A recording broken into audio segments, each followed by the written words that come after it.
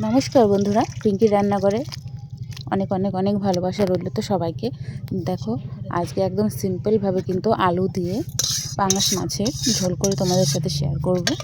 দেখো, আর এই রান্নাটা কিন্তু এত টেস্ট হয়, এর সাথে কিন্তু আর কিচ্ছু লাগবে না। এরকম যদি একটা ঝোল থাকে তাহলে কিন্তু আর কিচ্ছু লাগবে না বন্ধুরা।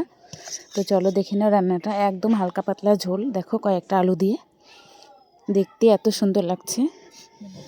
তো দেখো প্রথমে আমি এখানে আলু নিয়ে নিয়েছি, নতুন আলু, এগুলো নতুন লাল লাল আলু।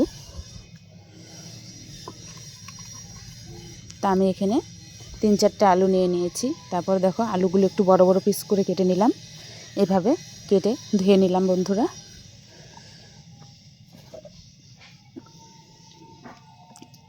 তা আলুটা কিন্তু একটু বড় পিস করে কেটে নিতে হবে, এভাবে কেটে ধুয়ে নিচ্ছি।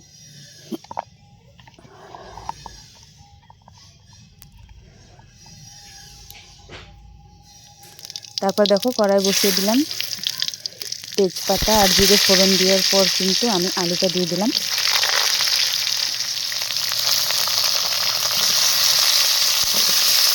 আলুটা দিয়ে কিন্তু পরিমাণ মতো হলুদ লবণ দিয়ে দিতে হবে।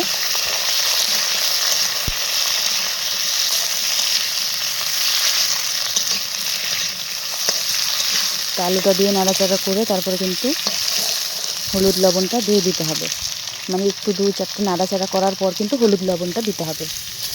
দেখো, আর তার সাথে একটু লঙ্কার গুঁড়ো দিয়ে দিলাম, যাতে কালারটা একটু সুন্দর হয়। আর একটু ঝালের জন্য মানে শুকনো লঙ্কার গুঁড়োটা দিয়েছি। তারপর দেখো আমি কিন্তু এখানে বেশি তেল ব্যবহার করিনি বন্ধুরা, দেখতেই পাচ্ছ। তারপর আলুটা নাড়াচাড়া করে কিন্তু ঝোলটা দিয়ে দিতে হবে। ঝোলটা দিয়ে দেখো মাছ দিয়ে দিয়েছি। মাছ দেওয়ার পর কিন্তু জিরের গুঁড়ো, ধনের গুঁড়ো, জিরের গুঁড়ো আর একটু গরম মশলার গুঁড়ো দিয়ে কিন্তু নামিয়ে দিলে আমাদের কিন্তু তরকারিটা একদম রেডি হয়ে গেল।